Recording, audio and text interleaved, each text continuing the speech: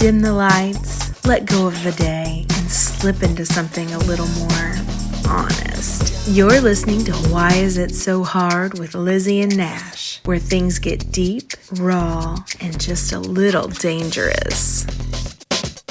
You ever been right in the middle of it, grinding, heated, pressed skin to skin, and suddenly it feels like your parts are arguing instead of making out? Like your bodies were vibing and then someone hit pause because friction went from ooh to ow real fast. Yeah, like two basketballs trying to high five in a sandstorm. Yes, that squeaky, dry, awkward moment when your brain is like, oh no, we forgot the damn lube. And it's never a cute interruption. You both freeze. Maybe one of you pretends to casually shift position like, oh, it's not that bad. But it is. It's that bad. And look, I don't care how natural you think you are. I don't care how wet your partner normally gets. I don't care if you're a sex wizard and every session feels like the ocean. Sometimes spit just isn't enough. Yeah, it dries out. It gets tacky. It's made for kisses, not full body friction. So this episode, we're diving into lube. Not just, hey, it helps. Not just, here's a brand or two. We're talking about why it's the unsung hero of good sex. Why slickness is not a backup plan. It's not a sign of failure. It's not a last resort. It's not an apology. It's a strategy. It's pleasure's favorite wingman. It's how you go longer, harder, softer, deeper. You know, whatever you want. With less pain and more play. Yeah, and let's be honest, it can be kind of hot. Totally. Bottle hits the sheets, cap pops, you hear that soft glorp. And you just know someone's about to get absolutely wrecked in the best way. So if you've been hesitant, embarrassed, or just too lazy to reach for it, stay right here. And if you're already a lube evangelist, stick around. We've got listener emails, new ideas, and some slick tricks, see what I did there, that you'll want to try by the end of the night. Let's get slippery, friends. All right, let's start here. Why, in the ever-loving hell, do we still have to convince people that lube isn't just okay, it's fucking necessary? Seriously, every time we bring this up, someone goes, well, if your partner's really turned on, you shouldn't need it. And my soul immediately exits my body. Let's break that garbage down real quick.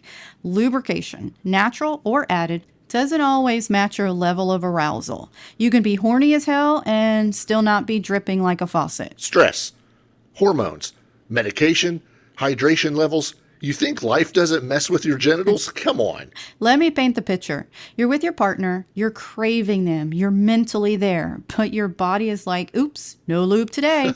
That doesn't mean you're broken. It doesn't mean you're not into them. It means you're human, and that's why we have tools. We don't get mad at a bike for needing oil on the chain. I do. We don't shame a steak for needing seasonings. I do. You do. So why the hell are we still judging each other for grabbing the lube? You know what it actually means when someone reaches for lube?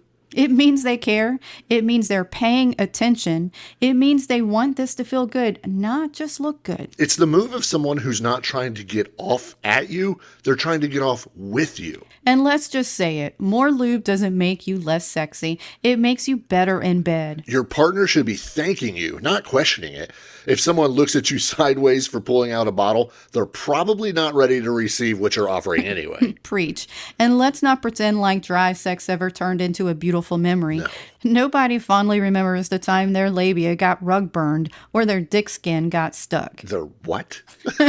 Sex is supposed to be slippery. That's part of the point. Stop acting like friction is the goal. It's not a fire starting contest on Survivor. The more glide, the more play. The more play, the more pleasure. And the more pleasure, the more everyone wants a damn encore. So if you're still on the fence, let this be the nudge. Lube is love. Lube is smart. Lube is sexy. And honestly, if you don't have a bottle on your nightstand right now, pause this episode, go fix that. It's okay. We'll wait. All right, so let's say we've convinced you, finally, that you need lube. But now you're standing there staring at that mile-long lube aisle like it's a chemistry final you forgot to study for. Yep.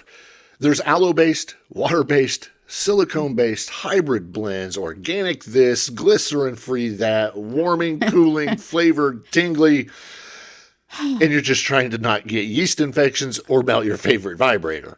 Let's make this simple. There are 3 big categories you actually need to care about: water-based, silicone-based, and oil-based. Let's start with water-based. This one's the most versatile. It plays nice with toys, condoms, and sensitive bits, and it rinses off with water. And it won't stain your sheets unless you're going for Olympic-level quantities. And it's a great starter lube, especially if you're new to this or just want to keep things quick and uncomplicated. Now the downside. It can dry out mid-session. That's normal. Just add more or rehydrate it with a little water or spit and keep going. Next up, silicone-based. This one's the Marathon Lube. It lasts forever. And I mean forever. We've had sessions where one pump outlasted both of us. Great for shower sex, anal play, pool sex, hot tub sex, or anything that needs extended slickness. But don't use it with silicone toys. It can degrade the material and turn your $120 vibrator into a sticky science experiment. Use it for skin-on-skin magic, not for your prized collection of internal buzz machines. And last, oil-based. Look, it's got its place. Natural oils like coconut oil can be great for external massage or stroking. But if you're using latex condoms, absolutely do not go this route. Oil weakens latex faster than a bad ex ruins a group chat. And oil-based lubes can throw off vaginal pH and hang around too long. So unless you've got a specific use case, we usually steer clear of this one for internal actions. If we want something light, slick, and body safe, Sliquid. Hands down. No parabens, no bullshit, and it feels like your own arousal just got a glow up. And if we want something luxury, like, damn, this feels expensive on my skin, Uberlube. That glass bottle, that pump top, it's bougie as hell and smooth as sin. And no, we're not being paid to say that. We just really like stuff that makes sex better and bodies happier. One more tip, if the lube has a list of ingredients that reads like engine cleaner, maybe don't put that in your vagina. Or your ass, or on your cock. Also, if it says edible but smells like a Jolly Rancher, just know that's fun for oral, but probably not for penetration. Sticky is not sexy. Read the labels. Test things on your wrist first. Yeah, your wrist. Don't go blind dipping. Treat your lube like you'd treat your foreplay. Thoughtful, intentional, and worth taking your time. Because once you find your favorites, that bottle isn't just lube anymore, it's your co-pilot. And it just might become the most reached for thing in your bedroom, besides your partner. All right, let's get into our first listener email. This one's from Desert Rose 58. And honestly, we love her already for that username. Yeah. Hi, Lizzie and Nash. I'm postmenopausal and drier than toast. Yikes. My partner doesn't get it and thinks it means I'm not into him. I don't want to hurt his feelings, but sex has started to feel like sandpaper and shame. Any advice? Yes, so much advice. And first off, Desert Rose, thank you for saying the things so many women are afraid to say out loud. Absolutely. Menopause doesn't ask for permission before it wrecks your hydration station. It shows up, snatches estrogen, and leaves you wondering why your vagina suddenly feels like a haunted attic. And let's just say this to your partner loud and clear. It's not about you. Your partner's job isn't to take it personally. It's to learn and adapt like a grown-ass human who wants to keep having good sex. Here's the truth. Lubrication is a physical response, but arousal is everything else. They don't always show up at the same time, especially after menopause. And dryness doesn't mean you're broken. It doesn't mean you're not turned on. It just means your hormones are changing. And you deserve support, not confusion or guilt. So here's the plan. Step 1, get the lube. Don't settle for the crusty little sample packets. Get the big bottle, the pump top. Make it visible. Put it on the nightstand, normalize the hell out of it. It's not a secret potion, it's part of the toolkit. Step 2, warm it up first. Seriously, cold lube on dry skin? No. You're not trying to shock your vulva awake like it's getting dunked in ice water. Warm a bit in your hands. Take your time. Step 3, external touch before internal anything. Let your body wake up slowly. You don't owe anyone ready right now. Your arousal deserves patience, not pressure. And if your partner is still confused, sit them down. Tell them what you need. Make it a we problem, not a me issue. And if they get defensive or take it as rejection, gently remind them that sex is not a performance review, it's a collaboration. No one gets gold stars for ignoring biology. And let's be real, the best sex you'll have in your your life is the kind that starts with mutual curiosity, not unrealistic expectations. So to Desert Rose 58, here's what we want you to remember. Your body deserves softness, your sex life isn't over, and no matter how dry it feels now, with the right partner and the right slick, you can still absolutely drip with pleasure. Sahara who? Let's talk about what happens before the thrusting, before the hands are shaking and your legs are jelly, before someone begs for more. Foreplay. That thing everybody says they love and what we've already talked about. But way too many people still treat this like an appetizer tray you swipe on your way to the real meal. Yeah, newsflash, for a whole lot of us, foreplay is the real meal. And lube is what makes that meal melt in your mouth. Let's be brutally honest, your hands are sexy. But dry fingers dragging across delicate skin?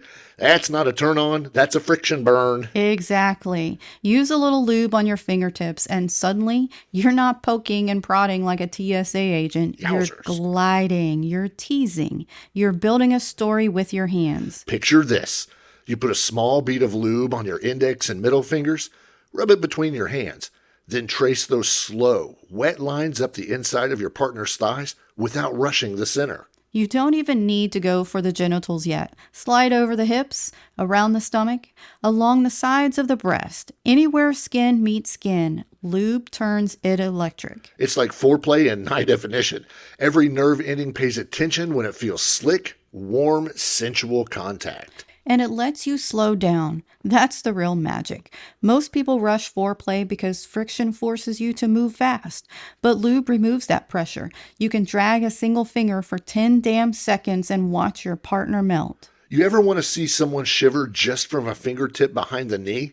Add lube. Let your touch linger. Feel the way their body leans into it. Same thing if you're going down.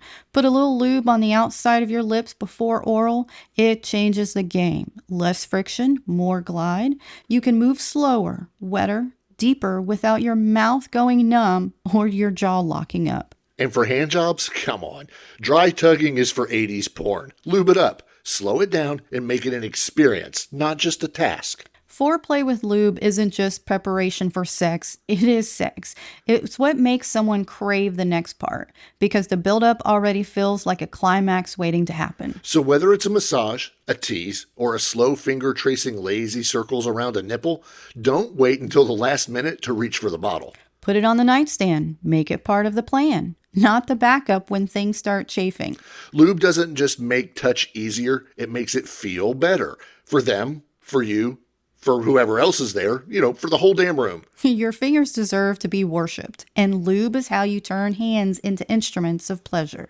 All right, you know what's wild? How many people will spend $150 on a luxury vibrator and then use it bone dry like it's a power tool in a hardware commercial. Ouch. Nothing says I didn't read the instructions like dry talking a silicone dildo. It's giving like electric sander vibes. Definitely not sensual pleasure. If you're using sex toys, and you should be, yes, because holy hell, they're glorious, you need to treat lube like a part of the power source. We're not exaggerating. Lube makes the difference between cute buzz and full body meltdown. Let's start simple. Silicone toys. These are some of the most common and body-safe options out there. But guess what? If you use silicone-based lube with a silicone toy, you're going to end up with a melted mess. Yeah, it's like two exes who absolutely should not be in the same room. They will break each other.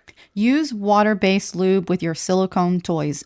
Always. It keeps the toy intact and still gives you the slip and slide you want without that gummy aftermath. And that water-based slick isn't just for safety, it's about pleasure, because you want that toy to glide. You want it to tease your entrance before it ever slips in. You want it to press against the skin like it belongs there. Not yank, not pull, not stutter halfway through a thrust. Now, if you're playing with glass toys or metal toys, congrats, you fancy.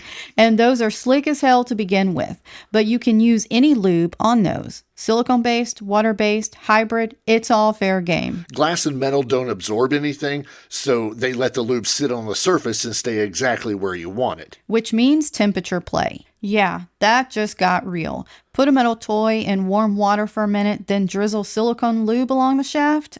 Yeah, you're welcome. Pro tip, if you've never used a lube shooter or a lube syringe, try it, especially if you're playing with penetration-heavy toys or doing anal. Pre-lubing the entrance and the toy itself, game changer. Let's talk vibrators for a second. External vibes like clit toys, nipple vibes, even those couples ring things feel 10 times better with a little water-based lube. It makes them feel soft, not buzzy. And for penis toys, stroker sleeves, masturbation cups, or cock rings, don't even think about using those dry. A little water-based or silicone lube inside a stroker can take you from, okay, that's cool, to I might need to call in sick tomorrow. And don't sleep on toys during partnered sex either. Lube helps you blend the toy into what you're doing instead of it feeling like a surprise intruder. It becomes part of the rhythm, part of the intimacy, not some awkward add-on halfway through. Also, blankets, towels, Yes. Prep the damn space.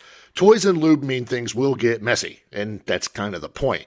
Make your bed the playground, not the crime scene. We're not saying you need to roll out the tarp like you're prepping for a Dexter episode, but maybe. Well, maybe. Don't sacrifice your Egyptian cotton for a night of silicone and slick. Splash blankets or squirt blankets, whatever you want to call them, work great. Did you say squirt? Wait, that's going to be a different episode. Yeah. Look, last thing, clean your toys. Seriously, use warm water and mild soap or a proper toy cleaner.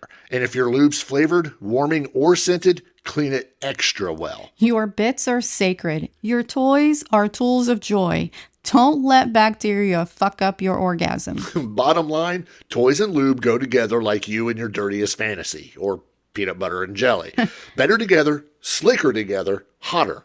Always together. So stop treating lube like it's a maybe. If you're bringing a toy into bed, lube better be coming with it. All right. Let's open up this one from a listener who's running into some unnecessary shame. Not their own shame, theirs. It's imported. Okay. Hey, Lizzie and Nash. Every time I reach for the lube, my girlfriend stiffens up and pulls away. She thinks it means we're doing something wrong or like I'm not into her. I don't know how to get her to understand it's about more pleasure, not less. Any advice on how to reframe this without making her feel worse? And this is from Slipless in Seattle. Damn, that hits. Because we've all heard this before, way too often. People equating the use of lube with lack of attraction, like, if I was hotter, you wouldn't need that. Or, if you were really turned on, you'd be dripping for me. That's kind of backwards ass thinking that gets passed around like it's erotic gospel. But let's say it straight. Using lube doesn't mean something's missing. It means something's about to get upgraded. I don't know how many times we have to say this. Lube is not a rescue squad for bad sex. It's a luxury enhancer. It's the thing that makes a good touch feel incredible and great sex feel fucking cinematic. And if your partner takes offense to lube, here's what I want you to say. Gently, but directly. This isn't about fixing you. It's about freeing us. That bottle, that tube, that tiny pump top container, it's not saying you're not enough. It's saying let's give our bodies even more reasons to moan. And Slipless, it sounds like your girlfriend's having an internal reaction that probably doesn't even belong to this relationship. This kind of shame, it usually comes from something before, like a partner who made her feel too dry, not ready, not good enough. Or from garbage sex ed that told her arousal should look a certain way. That if she wasn't gushing, she must not be enjoying it. Which is really just a crock of absolute bullshit. So here's some advice. Compare it to a massage. Nobody shows up for a massage and says, just use your dry elbows. If you need oil, it means you don't know what you're doing. Exactly. No one questions massage oil or shampoo or olive oil on pasta. It's enhancement, elevation. And if she needs to feel more in control of it, let her apply it. Hell yeah. Put a little on her hands, let her run it down your shaft or across her vulva, or along the toy. Give her the reins so she feels with you, not done to. Make lube part of the ritual. Keep it on the nightstand, as we've said many times. Use it during makeouts. Let it show up before anything ever feels off. And if she still associates it with failure, that's an opportunity for a deeper talk about body stories, about what sex should look like, and about letting go of that noise in the name of more pleasure, more ease, more fun. This stuff matters because if you can remove the shame from the slippery stuff, you open the door to all kinds of new play. More teasing, more tongue, more pressure, more freedom. So to Slipless in Seattle, thank you for wanting your girl to feel safe, desired, and included in your pleasure. That's partner energy. Keep the convo going, keep the lube flowing, and don't ever apologize for wanting sex to feel better. Pleasure isn't a threat, it's an invitation. All right, so you've got the basics. You've got the bottle. You've made friends with water-based, silicone, maybe even gotten bold with your toy collection. But now you're ready for more. You want to play with the slippery. You want it to do something besides reduce friction. Welcome to the funhouse, my friend. Let's talk temperature, texture, tricks, and how lube can make your playtime from to oh, fuck yes. Let's start with temperature play because this one is easy, dramatic, and filthy fun. Take your bottle of lube, preferably silicone or thick water-based, and drop it into a mug of warm water while you're kissing, undressing, teasing. You don't need to boil it, just warm, like bath water. When you apply that to skin, it feels melty, intimate, and erotic as hell. Warm lube feels like your partner's body just said, I've been waiting for this. It turns touch into a slow pour instead of a sudden poke. It makes skin crave more, especially on the nipples, the neck, the inner thighs, the crease of the hip, and down the spine. And peep that little noise Lizzie just made when I said nipples. Yes, nipple play. Let's get all the way into that. Most people go straight for the pinch, the suck, the flick, but lube changes everything. Start with a tiny drop, like a single teardrop of water-based lube. Rub it between your fingers until it's warm, then slide it in slow circles around the outer edge of the areola. Not the nipple just yet, just the edge. Let that tension build. And if you want to see someone shiver, take a warm, slick finger, drag it from the side of their breast toward the nipple, and pause a breath away. Wait, then press in just a little and drag back out like you're drawing a line with silk. That nipple's going to perk. That back's going to arch, and your partner's going to be so in their body, they might forget how to speak. You can also try a drop of lube on your tongue and circle it slowly. It reduces friction and lets you use your whole mouth with more glide and less sticky spit. Sticky spit. Or take your time and use just the tip of your nose. Yeah, your nose, dragging it across a slick lube nipple while you breathe hot and heavy, and then pull back so they chase you for it. That kind of teasing, that's not just physical, that's psychological seduction. And lube lets you go slower without losing intensity. Lizzie likes her nipples messed with. All right, now on to cool lube tricks. No gimmicks. Just creative, delicious little moves that make people remember your body forever. Try this. Take a metal toy or a stainless steel kitchen spoon. Yeah, kitchen spoon. Warm it with water, then slick it with lube. Use the rounded edge to trace the vulva, the shaft, or the neck. It's sensual. It's cold to warm contrast, and it feels fucking amazing. That's like the very first of many kitchen utensils that we'll eventually get into. Or you could get a small, clean glass dropper bottle, fill it with silicone lube. Drizzle it drop by drop down your partner's back, spine, ass, between their legs. Each drop feels like a countdown. You ever made someone squirm just from the sound of a lube bottle clicking open? I did this morning. Add that to a blindfold. No words, just a slick sound. Then one warm finger dragging across the chest. Then the nipple. Then the inner thigh. She went back to nipple. And don't forget the fridge trick. For the bold, and we mean very bold, store a little lube in the refrigerator from when you want to play with chill sensations. Not freezing, just cool enough to wake the skin up. I like to glide it across Lizzie's nipples or the base of her neck and watch the goosebumps take over. And if you're someone who likes oral with a twist, try flavored lube. But pick one that doesn't get sticky. Use it sparingly. One drop on the clit or the tip of the penis and let your mouth turn it into a whole ass experience. Just not with ass flavor. Here's a bonus. Lube makes breath play way hotter. Blow warm air over freshly lubed skin, especially after you've touched it or licked it. It amplifies everything. Bottom line, lube is not just a fix-it. It's a toolbox, a creativity starter, a whole-ass language of seduction that lets you do things you didn't even know your hands could say. So don't just squirt it and smear it. Use it. Explore it. Paint with it. Are we still talking about lube? Lube isn't just a thing that makes sex easier. It's the thing that makes sex artful. Let's get into it. Your stories. Because while lube is the unsung hero of amazing sex, it's also the unexpected villain of a few hilarious personal disasters. So we asked, what's your wildest, messiest, most chaotic lube moment? And let me tell you, y'all delivered. Let's start with this one. Okay.